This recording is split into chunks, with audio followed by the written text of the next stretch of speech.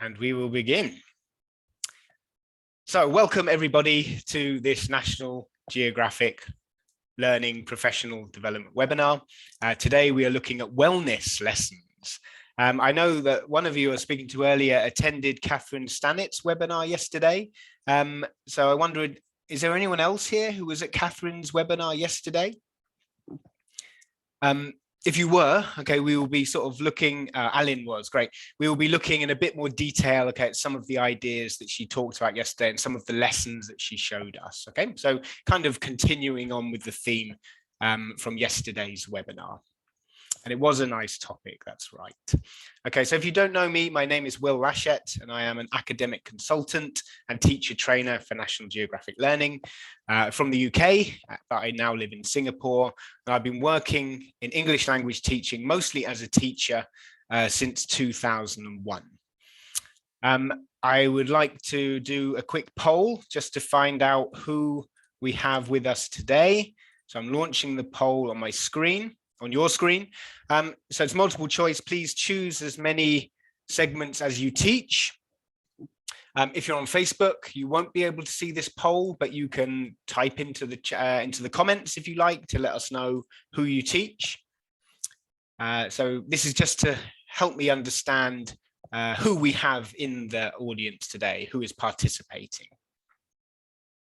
Okay, so I'll give you a few more seconds to go through. Remember, you can choose as many as you like. Okay, see if we can get up to 70%. That's what I always go for, try and get 70%. And we are almost there. Okay, that's it, 70%. Right, so let's have a look at the results. Hopefully you can see these on the screen now. You should be able to. So we can see that 61% of you are teaching teenagers and 50% are teaching young learners. Okay, so these are the two biggest groups, and 11% are not teaching at all. So that's great because as you probably already know, okay, the lessons we're looking at today are for teenage learners. So it looks like you've come to the right place. Okay. So we're going to be looking at lessons from New Close Up. This is a 5-level series for teenage learners of English. It has authentic content from National Geographic, and it has lots of exam tips, lots of exam support. But today we're looking at wellness, and we're going to be looking at 2 lessons from the B1 level. So this is the front cover of the B1 level, and this is for teenage students who are at, you guessed it, okay, a B1 level on the CEFR or the CEFR framework. So this is kind of for intermediate level students. All right, so here are the 2 units that I'm going to be using today. Let's have a look at the topics of these units. So on the left, we can see here an apartment building. And this is actually an apartment building in Hong Kong. And we can see that the title of the unit is Where We Live. So can anyone guess what is the theme or the topic of this unit? Could you give me a guess? What do you think the contents of this unit cover?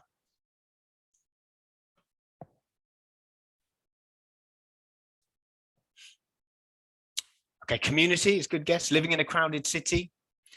Okay, I think, yeah, JC's got it. So it's basically housing and accommodation. So it's where we live, meaning our homes. Okay, so this is basically talking about our homes.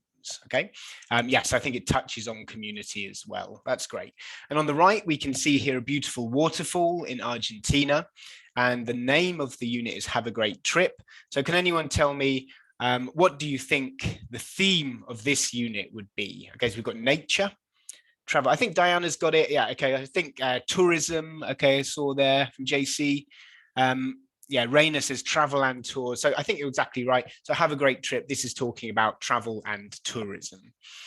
Okay. So today we're going to be looking at the sections, the Live Well, Study Well sections from New Close Up. And these sections, okay, talk about basically soft skills, okay? And on the left here, the unit where we live, the soft skills we're looking at is dealing with difficult situations and positive problem solving. So can anyone have a think for me? Okay, if we're talking about homes, okay, community and homes and the places we live, can anyone think of a way this might link to dealing with difficult situations? Can anyone think how dealing with difficult situations might be presented when we talk about the places where we live, about our homes? Can anyone give me an example of how we might connect these two concepts? Right, so neighbors, exactly. So we might have problems with difficult neighbors, right? Pressure on housing price, right? Interesting, Rana. Comfort, okay. Privacy, right? Okay. Culture shock, right? Okay, there we go. Crowded housing, right? So there are lots of issues here, okay, we might have with our housing. Work and life balance, great. I was thinking that actually, you know, when we live with people, the people we live with, often we have difficult situations with our family members, don't we? We often take out our frustration on the people that we live with. So we might be able to frame that in our relationships with the people that we live with. But you had lots of really great ideas there. Okay, how about on the right? So on the right, we have improving your performance and staying motivated. Okay, improving your performance, staying motivated. How do you think that these two soft skills might link to the theme of travel and tourism? Let's see if you can think of any ideas about how these two concepts might meet. So life skills, yeah, so they are kind of, yeah, we're talking about life skills, that's right. Life skills or soft skills. So we might be inspired by nature, right? Okay, so we might be motivated or inspired by looking at beautiful nature. Relaxation, great, Raina. Sam says, when we relax, we improve efficiency, right? So if we work all the time, we're going to burn out, right? So we need to relax sometimes to be more efficient. Diana says, mindfulness, nature can heal, doing something new. Runner says, run away from the busy life and hug, embrace nature, mindful meditation, right? So we can see how these soft skills can easily be tied in with the theme from the unit. Okay, I was thinking here that maybe, yeah, we need to rest and recharge, or sometimes we need to treat ourselves. So after we've been working hard, we need a break to treat ourselves, and this gives us increased motivation. Okay, so let's talk a little bit about wellness. So first of all, how do we know that wellness is important? Why should we be teaching it to our students? Why should we be covering it? So one reason is that the Organization for Economic Cooperation and Development, or the OECD, they run a program called PISA. Okay, and this is the program for international student assessment. So you've probably heard of PISA before. And what PISA does, it examines what students from all around the world in every country, it tests what they know about reading, mathematics, and science. Okay, and we use this to gauge how effective the education system is. But in 2018, so 3 years ago, they changed PISA, the OECD changed PISA, and they included a fourth core subject to reading, mathematics, okay, and science. And the fourth one that they introduced is well-being. So they introduced this well-being section. Okay, so according to the OECD, this is equally as important as science, maths, and reading. So according to the OECD, there are 4 different areas, okay, included in well-being, and they are psychological, physical, social, and cognitive. Okay, so let's have a look at our life skills, okay, or our social, our soft skills, and just think about what this means in terms of these 4 aspects of well-being. So if we, let's say, shall we take the first one? So if we talk about difficult situations, okay, dealing with difficult situations, what kind of well-being do you think this is connected to? So we're explaining to our students, we're discussing with them how we deal with difficult situations. Is this to do with psychological, physical, social, or cognitive well-being? What do you think? Okay, Kitty says social. Okay, and I agree. Okay, dealing with difficult situations. Okay, this is dealing with relationships, right? So definitely we can link this into social well-being. Okay, most of you put social. Lisa says cognitive. Okay, dealing with difficult situations to do with cognitive. Okay, knowing how to solve problems, right? Okay, so when you have a difficult situation, we want to solve that problem. So yes, we can say that this links under cognitive. So we can see here that when we're looking at one skill, okay, one life skill, one soft skill, we can break this down into different areas of well-being. Okay, thank you very much. Let's do one more. Okay, let's say we take another one. Shall we talk about improving your performance? Okay, so if we want to talk about improving your performance, okay, which of these 4 areas do we think this is related to? Improving your performance. Right, so psychological, it's talking about here life satisfaction, okay, sense of purpose. Okay, so maybe psychological. Physical, right? So if we talk about physical, we're talking about overall health, right? Okay, and health includes fitness. So I think we could definitely say that you can improve your performance related to your physical health, right? Okay, exactly. So it's a good idea, I think, when we're talking about these things with our students, to examine a little bit, what do we actually mean here? Like, how are these things going to benefit us? Okay, and yeah, also related to mental health, right? Okay, improving your performance. If you're doing better, you're going to feel better, right? It's going to improve your mental health. Okay, thank you very much. That was great. Some really nice ideas there. Just wanted to kind of think about why we should be talking about well-being. So I'm going to move on to the lessons now, but I just want to tell you the software I'm going to be using. So we're going to be using the classroom presentation tool, and this is a digital resource that makes online and offline lessons interactive. So it's a piece of software that has all of the resources that you need to teach the lesson.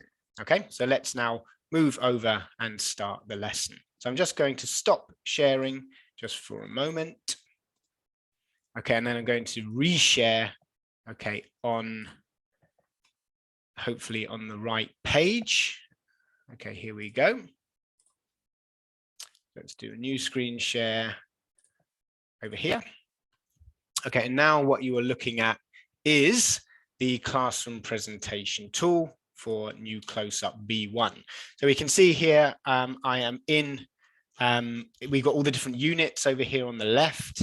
Okay, and we want to look at unit 5. So I choose the student's book, and then I'm going to go down. Here are all the lessons. I'm going to open the Live Well, Study Well lesson. Okay, and let's get the single page up there. Right, so here we are. This is the Where We Live, okay, Live Well, Study Well lesson.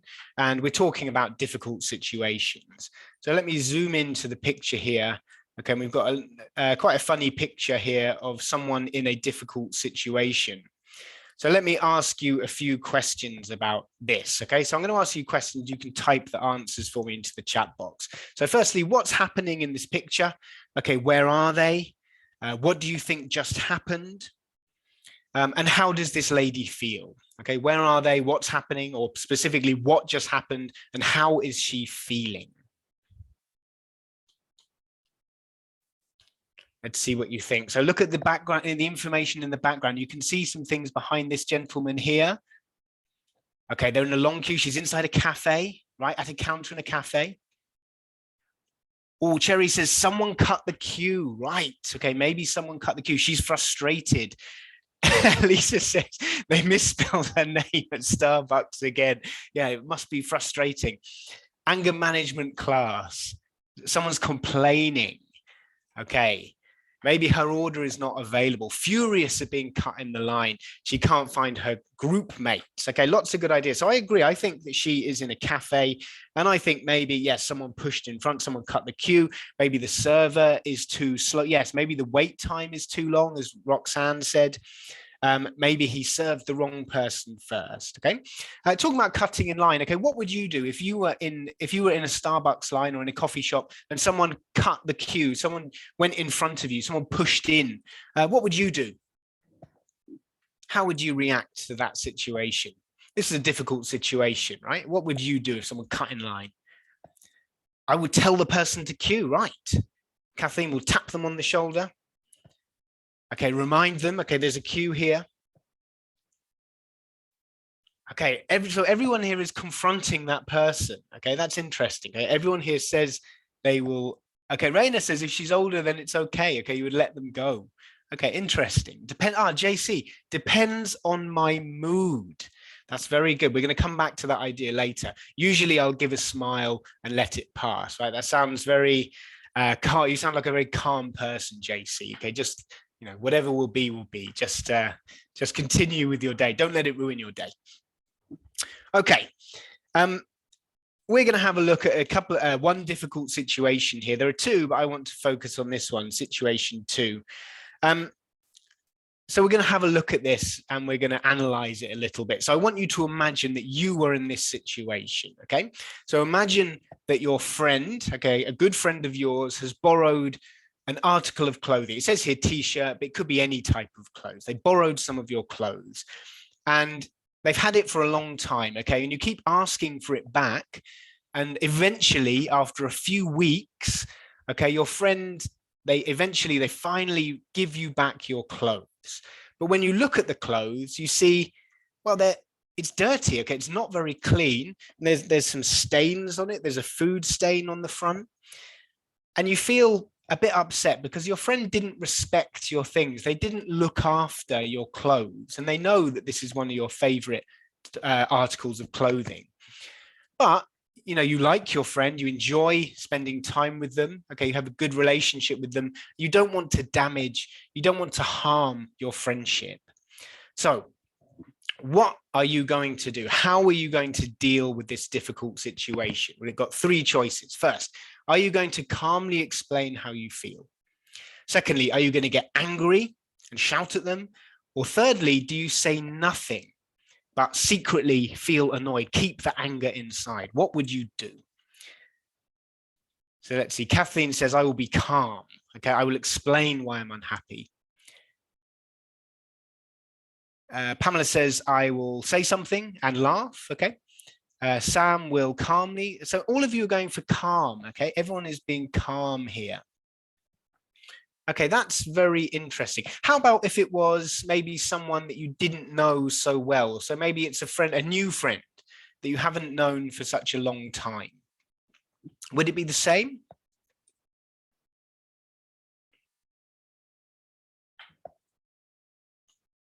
So maybe someone you've only known for a short while. Tui says, I was in this situation. I told someone else about it.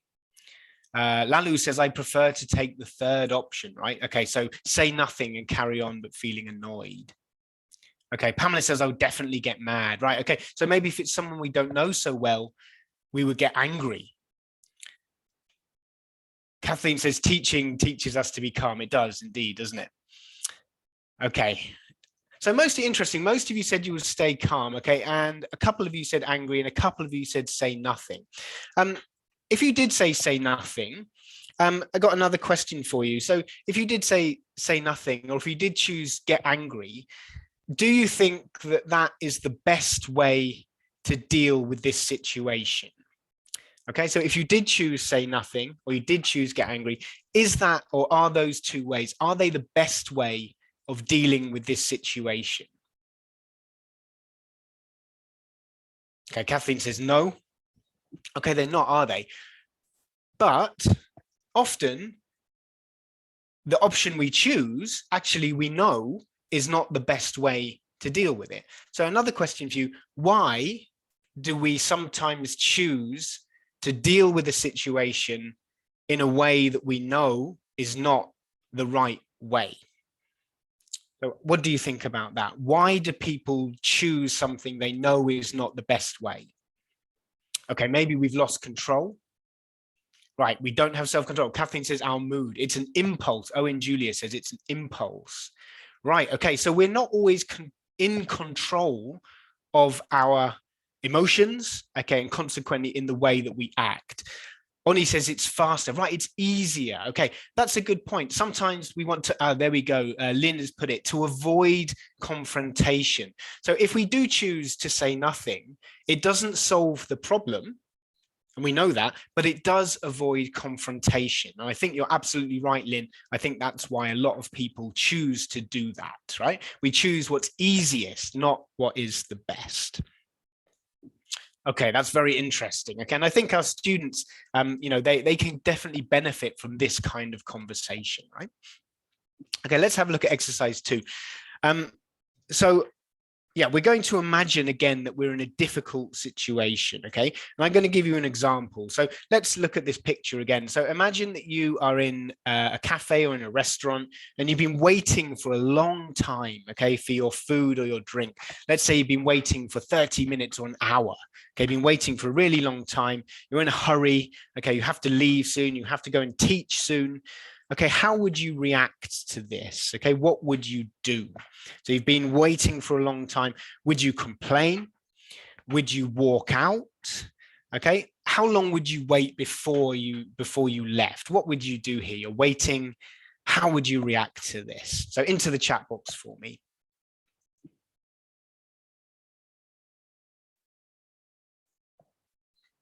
Okay, so Sophia would just tell the server, okay, would you do it calmly? Would you be angry?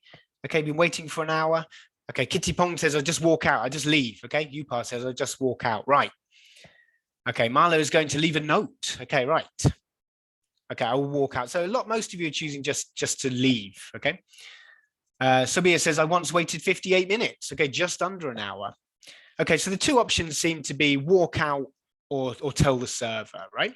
Okay, good. Okay, so these are our two options here. We're going to do a little poll, another poll here. So I'm going to give you two situations. I'm going to launch the poll here. So there are two. The first one is the one we talked about earlier. Someone cuts in line in front of you and then ignores you. How would you react? So if you can see that on the screen, okay, I want you to choose which option you would go for. And then if you scroll down a little bit, you'll see number 2, situation number 2. Someone is breaking social distancing rules and not wearing a mask. Okay, so maybe you're out in the supermarket and someone is not wearing a mask and they're too close to you.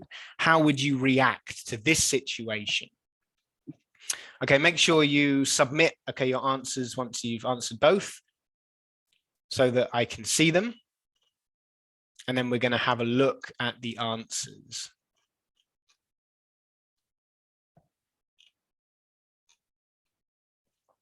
Okay, it's quite interesting.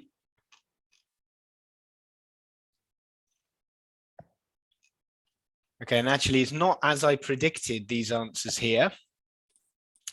Joshua said, yes, it depends on your mood. It does, I know it does. Okay, so we've got a decent number of you who answered here. Okay, I'm going to end the poll there, okay? So sorry if you haven't voted yet, okay, but I'm going to end the poll. And we're going to share the results. Okay, so I think you can see the results now. So let's have a look at number 1. Firstly, no one would get angry. Okay, so if someone cuts in line, no one would get angry. And it's the same for the second one. So someone breaking social distancing. So I'm surprised. I thought some of you would be angry about this. Stay calm. It's 37%. And for the mask, someone not wearing a mask, it's 33%. So fewer people would stay calm in this second situation. Okay, how about demand, right? So in number 1, someone cuts in line, only 3% said you would demand that they move. And in the second one, the social distancing, we've got a much higher amount, 14% would demand that they follow the rules. Okay, so in the chat box for me, why have we got more people demanding something in the second situation? And why do we have more people staying calm in the first situation? So you're the same people, okay, but why is the second one? Why do we have more people demanding?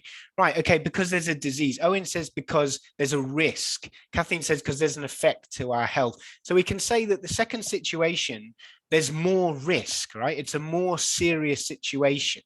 So we can't just say that we always stay calm or we always get angry or whatever. We have to think carefully about exactly what the situation is.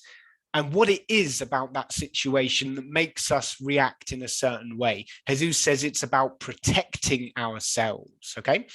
Interestingly, for me, this is what I was surprised about.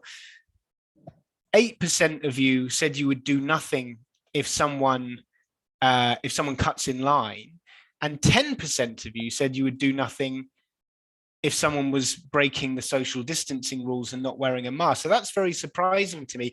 I imagined that fewer people would do nothing if it was more serious, if we thought there was a higher risk, but I was wrong about that. And that's something that's very interesting to me about talking about this kind of thing. We can't always predict what people would do. Owen Julia says, yes, if I was uncomfortable, I would remove myself. And that perhaps we should have another choice here, and you could say, well, I would just leave. I would immediately just leave the situation, right? Okay, that's great. Okay, very interesting. Okay, thank you for taking part in that. And again, I hope you can see that talking about these kind of situations with our students gets them to think deeply about how they behave and how they deal with different situations. Okay, let's go down and have a look at the next activity. So next activity is linked to the one we just did. It says, look at the actions you could take and think about how other people might respond. So if we look at the first one, if you feel angry and shout at someone, how do you think that might make other people feel? Or how might other people react? So if I'm angry and I'm shouting at someone, how might that person react to me? So can you type into the chat box for me? Right, they would be defensive. They would feel uncomfortable. Okay, great. How about if I stay calm and I talk normally to someone? Okay, so it's a difficult situation. How are they going to react if I'm calm and I talk normally? Okay, they're going to listen, right? They're probably going to listen to you. If you shout at them, they're probably not going to listen. They're going to be defensive. Okay, if we talk calmly, maybe they agree with us. Okay, assuming they're a reasonable person. Okay, maybe they'll ignore you. Yes, maybe they will. But they're more likely to listen, right? Okay, how about number 3? If I demand, so what does demand mean? Okay, if I demand something, I'm telling you that you have to do it. Okay, so I'm being very aggressive. I'm telling you, you must do this. You have to do what I say. If I demand something from you, okay, how are they likely to react? Yes, it means being bossy. They're likely to be angry. They're likely to be shocked. Right, defensive. They're likely not to do what we ask. Okay, but if I ask politely, they're probably more likely to do it.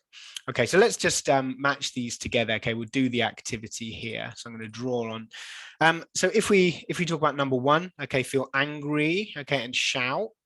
Okay, which one of these options down here? So if you feel angry and shout, what will the other person do? Yeah, it's going to be D, isn't it? Okay, Lynn has got that in, so we'll put D here, okay? And I just put a little cross through there. How about if you stay calm and talk normally, what will the other person do? You stay calm and talk normally. The other person,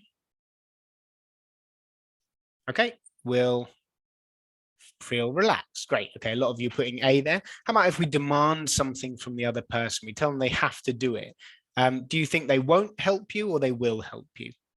Yeah, it's going to be B, isn't it? So they're much more likely to help us. Okay, so we can cross that out. And the last one, if you ask for help politely, the other person, C, will usually help you. Okay, so we can explain to our students, we can discuss with them what happens, okay, when we act in a certain way. How does that affect other people? Okay, now, I'm just going to mention here the grammar that we're using. So we've got here, you stay calm. Okay, the other person will feel relaxed, right? Okay, so what we're looking at here, we've actually looking at will, okay, and we're looking at using will for future predictions, okay, or future consequences. And this is actually a grammar point that's in this unit, okay, so it's recycling that. But what we could do here as well, okay, we could add one word at the beginning, okay, if, and we could then have, if you feel angry and shout, the other person might feel a bit scared. And if I add this here, we're now looking at a different grammar point. Okay, can anyone tell me what grammar point we're looking at now? Yeah, we're looking at the first conditional, aren't we? So this is what I would like to do with this activity. I'd like to add this word if, okay, and getting them talking about it. They could think of their own ideas as well. They can generate their own ideas. And I'm not going to teach them any grammar here. I'm just going to put the word if and get them to make their own sentences. And I can use this as a kind of formative assessment, because actually the grammar point in the next unit, unit 6, is the first conditional. So I can use this to gauge, okay, how much my students already know. And I don't need to teach them the grammar. I can just put the word there, model the sentence, and then get them to discuss. And from that, I can listen to them and I can see how much or how capable they are of using this grammar. So when we study it later, we can look back at this and say, look, we've already done this, you've already been using it. So it's easy, okay, to make this jump from using will, okay, to talk about the future, to actually use the first conditional. All right. Let's have a look at the next activity. Okay, so I'm just going to clear my drawings and move up here. Okay, so the next activity we've got is called Mind Your Mind. And if we think about a phrase, like you might have heard someone say, oh, mind your head. Okay, so when we say this, mind your something, it's kind of like a warning, right? Or it's a reminder to be careful or to look after something. So this phrase, mind your mind, it's advice, which is telling us how to look after our minds, how to protect our mental well-being.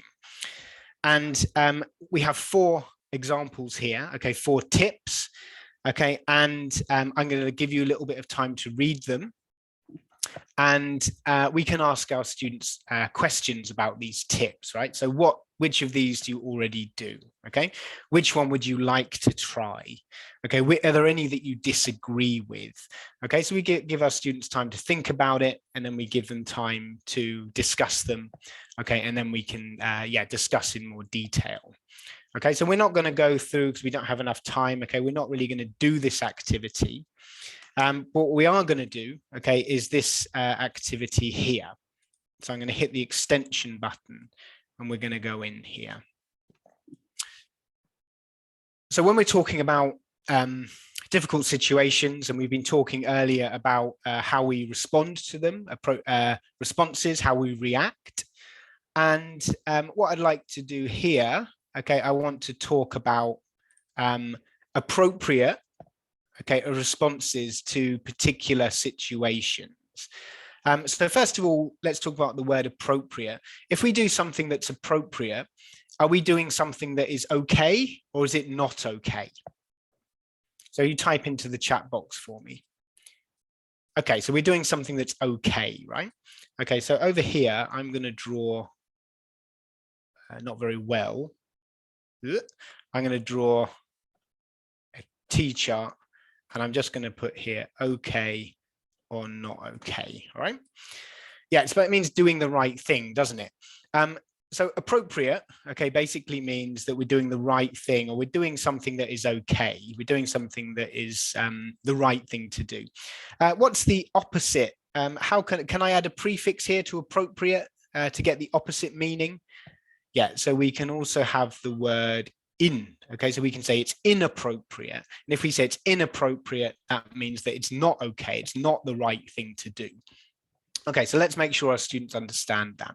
Okay, now let's have a look at a couple of these. So I want to think of an example, okay, that's okay, appropriate response, and an inappropriate, not okay response to these situations.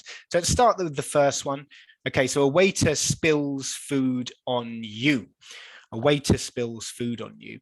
So maybe we'll start off with the first one. I will give you an example. So if a waiter spills food on me, so if I shout at the waiter, okay, and demand my meal for free, what do we think? Is that okay? Is it appropriate, or is it inappropriate? Is it not okay? Not okay. So I'm going to put here, okay, demand.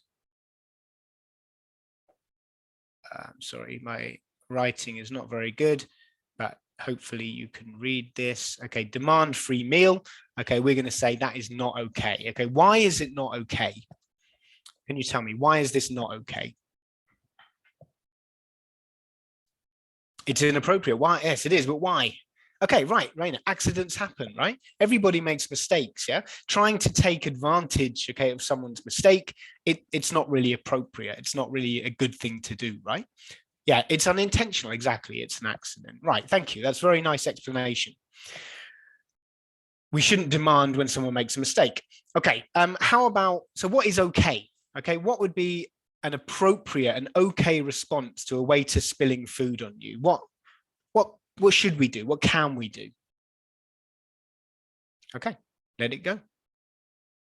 Let it go.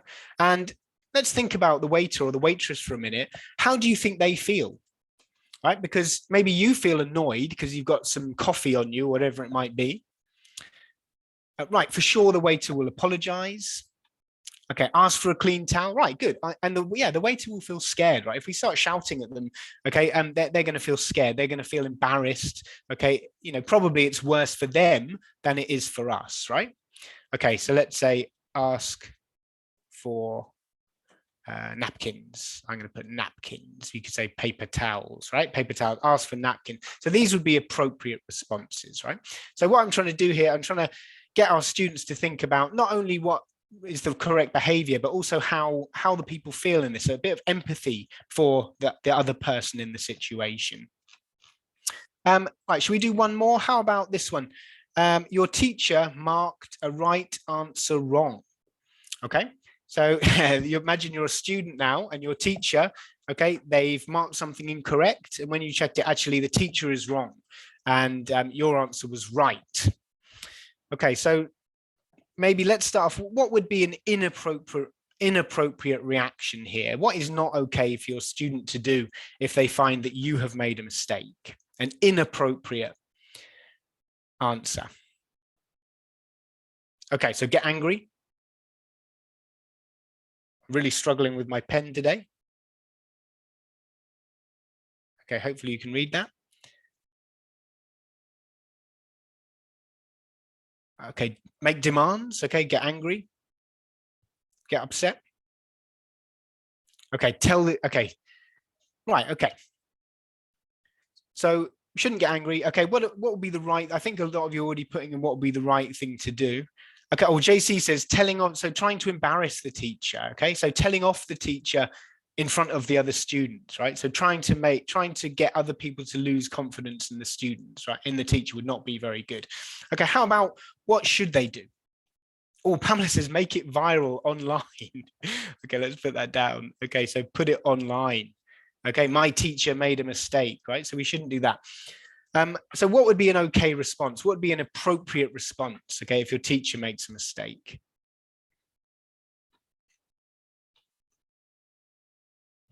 Okay, clarify with the teacher.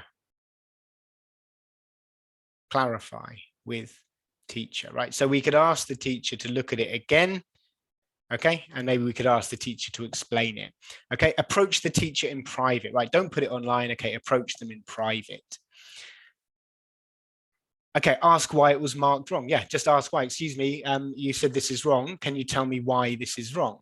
Okay, right. So be polite. Okay, be polite. Okay, approach the teacher in private. Okay, yeah, don't report the teacher. Okay, because everyone makes mistakes, as we said earlier, right? Even teachers, we make mistakes. Okay, so I think I hope you like this kind of activity. Okay, and I hope you see that you could do this really in any type of class. Okay, talking about how we respond to certain situations, right? Okay, so we're going to move on. Okay, let's come out of here, and we're going to go on to the next activity.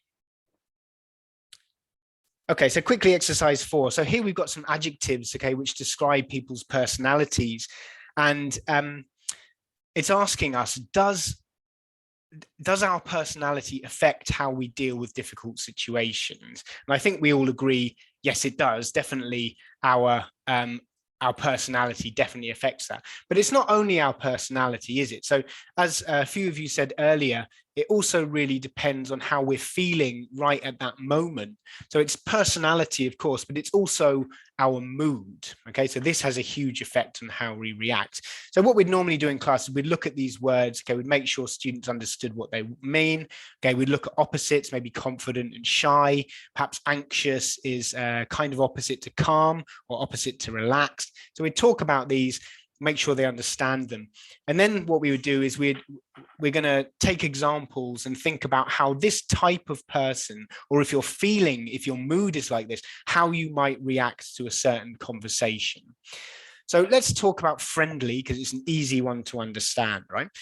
So how might a friendly person react to a difficult situation? Okay, so what do you think? In the chat box for me. So someone who's very friendly, what kind of ways would they react to a difficult situation, maybe a negative situation? So just generally, how might they react? Right, they might offer a solution, they might help, they might be calm. Okay, good. Do you think a friendly person would be confident or anxious? Right, friendly, they would be assertive, right? Okay, they would be calm, they would be more confident, right? So we can also use this to help us understand some of the other words. That's great. How about if we do a different one here? How about if someone is the opposite of patient? If someone is impatient, okay, if they're not patient, they're impatient. How might someone who is impatient deal with a difficult situation? They might be rude, they might get emotional, they might be anxious, they might not listen, yeah, they might get angry.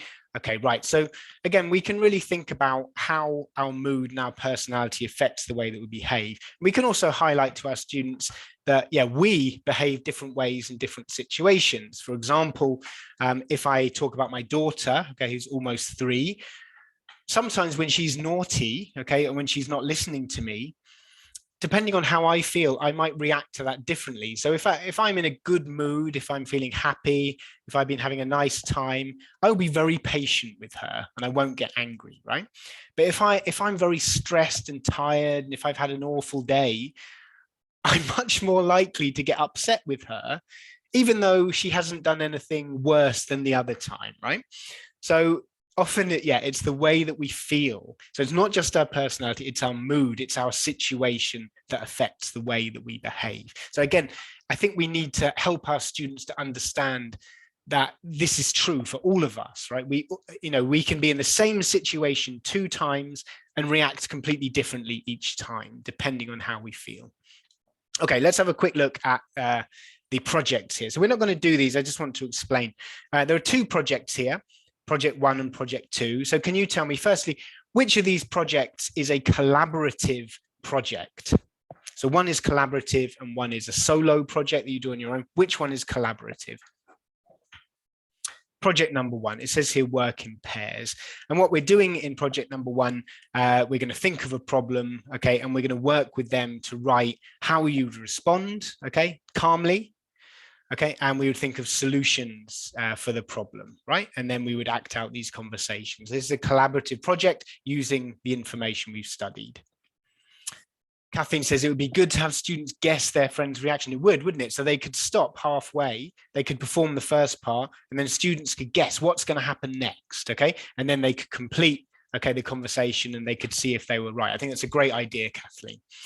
Okay, project 2, this one is a solo project, okay, on your own. And this is writing advice, okay, thinking about a difficult situation, okay, thoughts and feelings would be helpful in this situation and which wouldn't, so positive and negative feelings.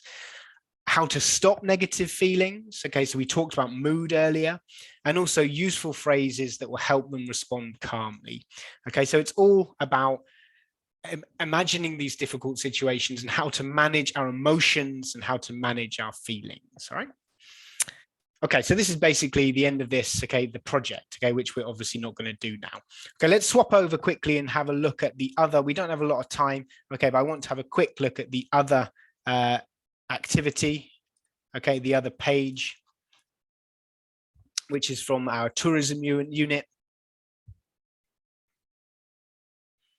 And if I zoom in here, okay, this is talking about improving performance and being motivated, okay?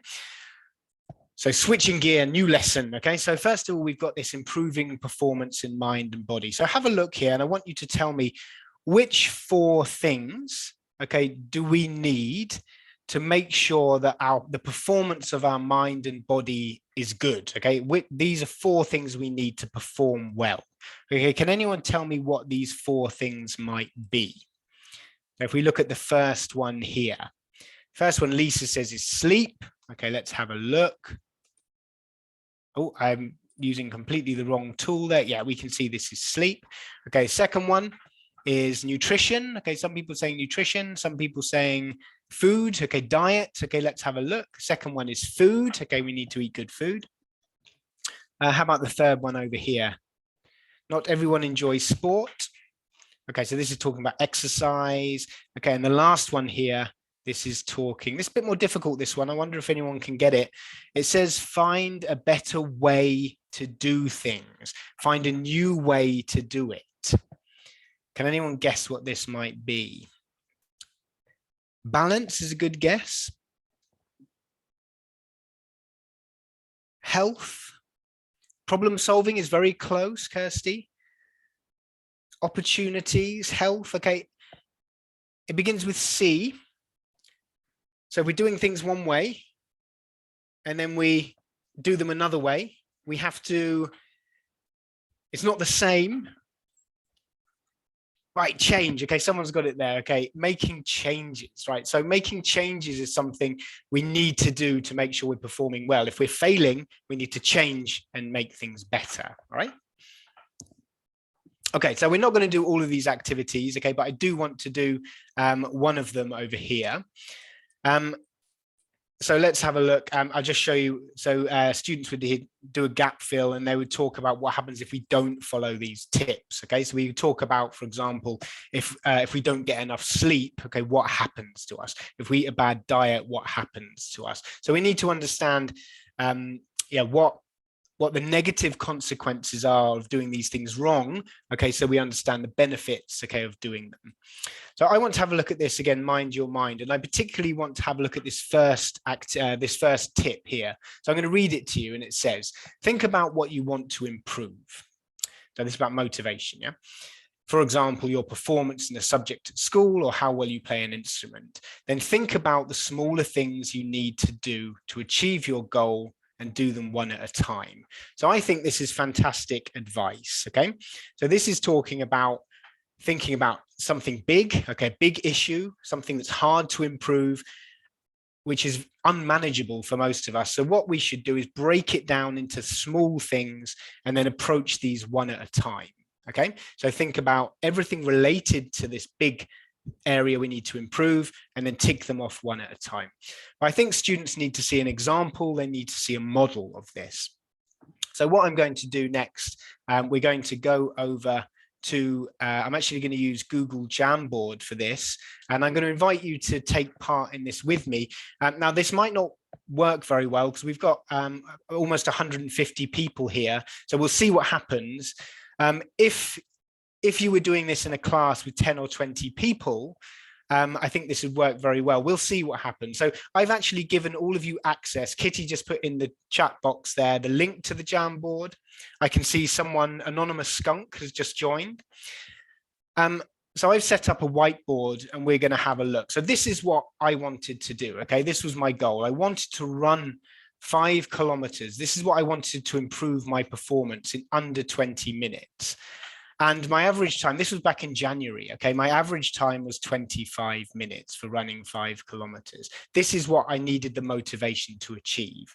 So we're going to go to the next page. How can I get faster? How can you get faster? So if you are on the Jamboard, if you click the text box here on the left, T, you can click on the screen and you can type in an idea. So how can you give me some ideas? If you're on the Jamboard now, can you type in some suggestions? How can we get faster? Kitty just put that again on the Jamboard in the chat box. So you actually have access to this right now. So let's see if someone can come up with an idea for me. Just going to refresh to make sure to see if any, so no one's put anything yet.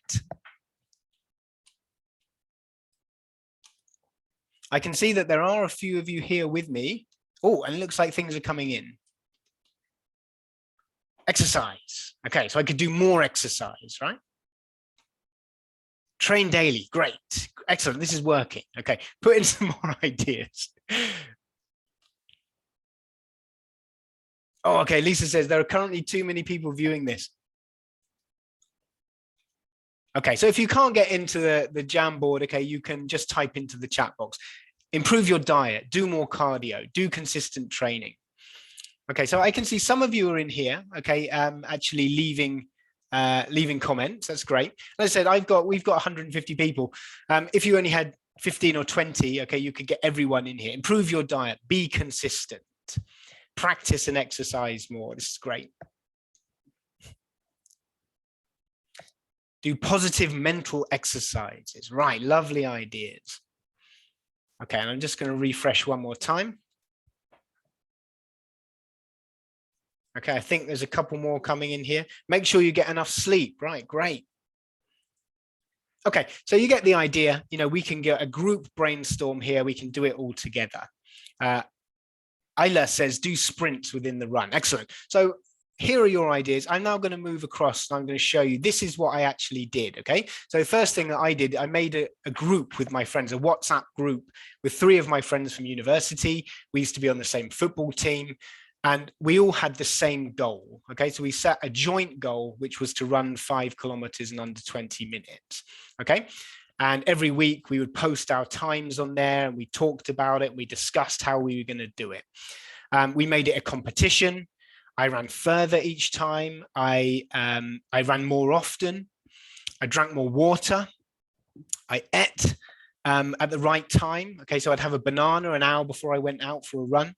I lost weight. Okay, so all of these things that I did, and what we would do if we had more time, we would talk about which of these things did you mention? Like I know some of you mentioned here. Okay, some of you mentioned, if I get my pen, some of you mentioned do more cardio, run further. Some of you mentioned run more often, right? Some of you mentioned diet, right?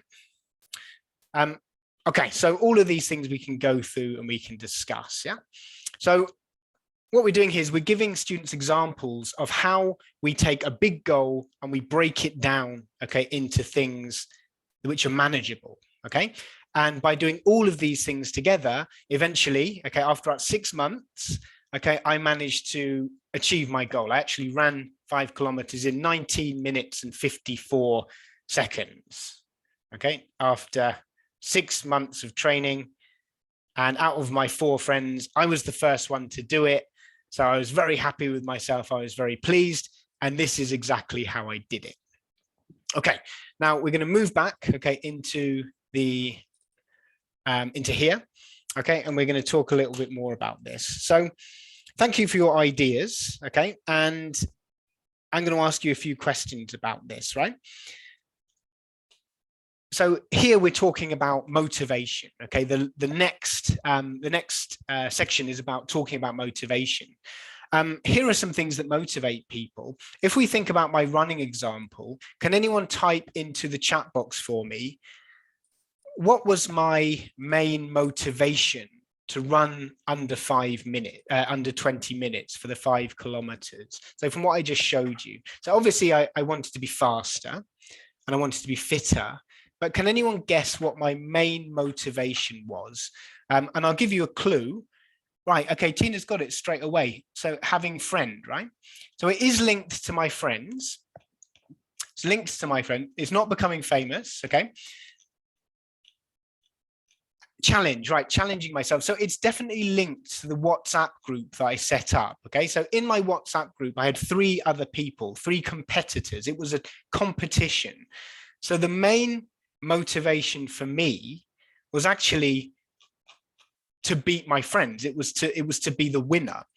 I've been running for many years and I was never able to run under 20 minutes before. And I only did it because I saw my friends every week getting faster and faster, and that gave me the motivation to do it, okay, because I didn't want them to beat me, okay? I'm a very competitive person.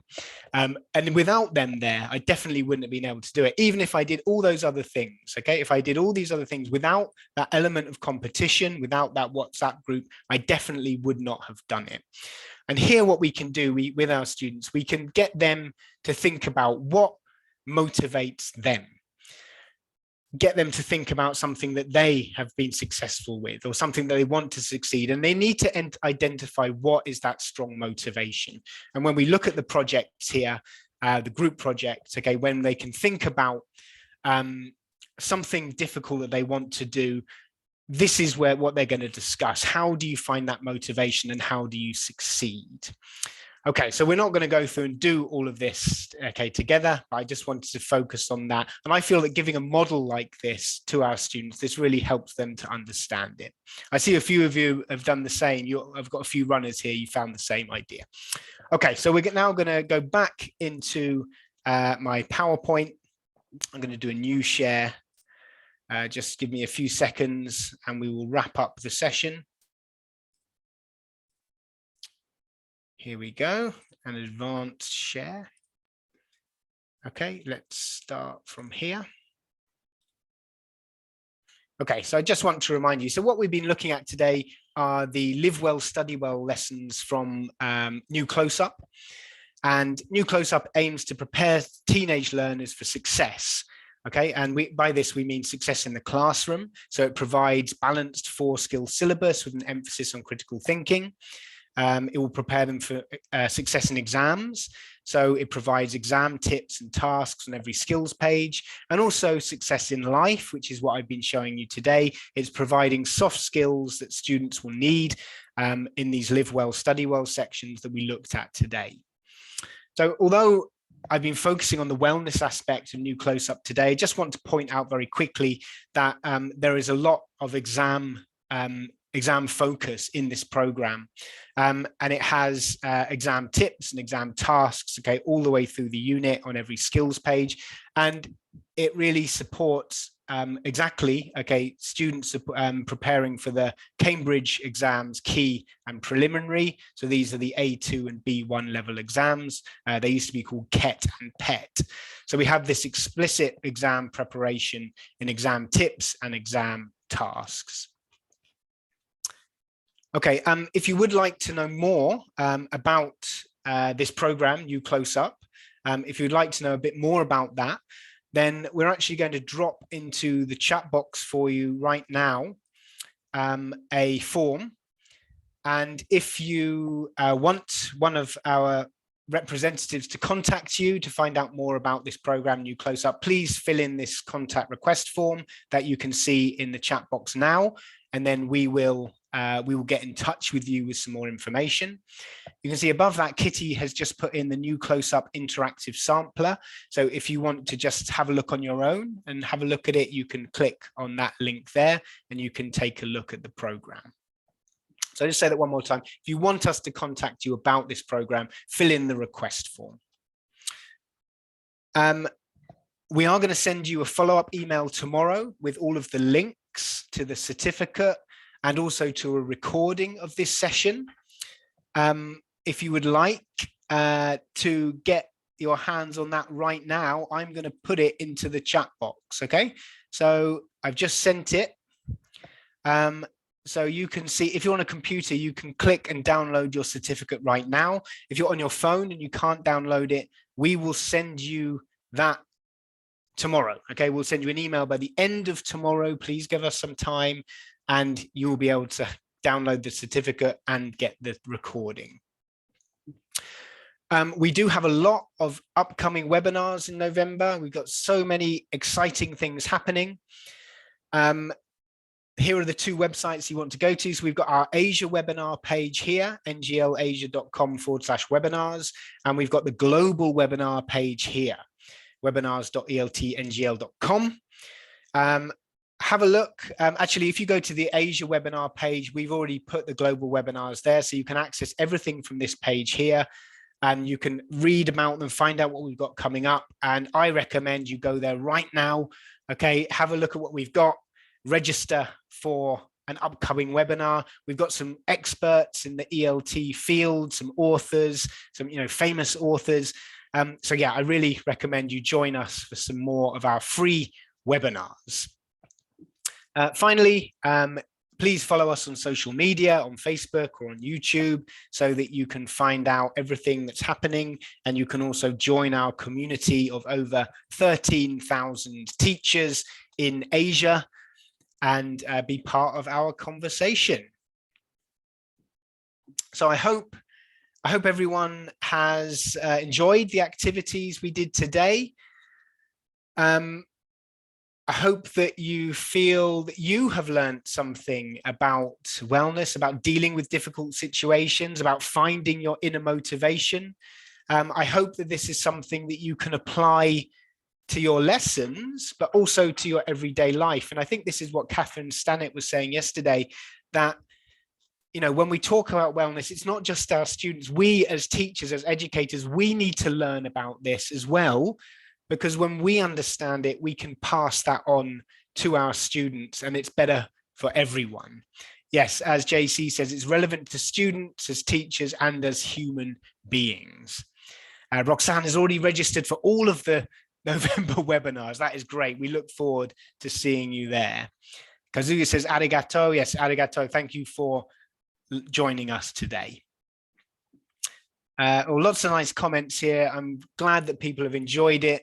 I hope you enjoy the content. I think it's really interesting content. I think it's really important for us to engage in this kind of lesson. It is something that if we give our teenage students a chance, it's definitely something that they will engage with. If the teacher approaches it in the right way, they will engage with it. If we just say to them, talk about well-being, okay, talk about motivation, they won't do it. But as long as we support them, as long as we structure the lesson, if we model it, we give examples, they will definitely be able to engage with this kind of lesson. As Yusuf said there, very useful for speaking class. Indeed, I think it's perfect for speaking classes. Andrew says, next week we have a webinar about finding happiness. So it is related to today's session. So if you want to find out more about happiness, I think we could all use more happiness in our lives. Make sure you join Andrew's session next week. Okay, thanks very much, everyone. It is 11:01. Yeah, happy birthday to Hildebrand. Okay, have a great birthday. And Lamberto says, I feel refreshed and enriched. That's exactly what I want to hear. Thank you so much. All right, so have a great day, everyone. And we look forward to seeing you again very, very soon. Okay, so take care. And Andrew, please, can you end the session, please, Andrew, as host?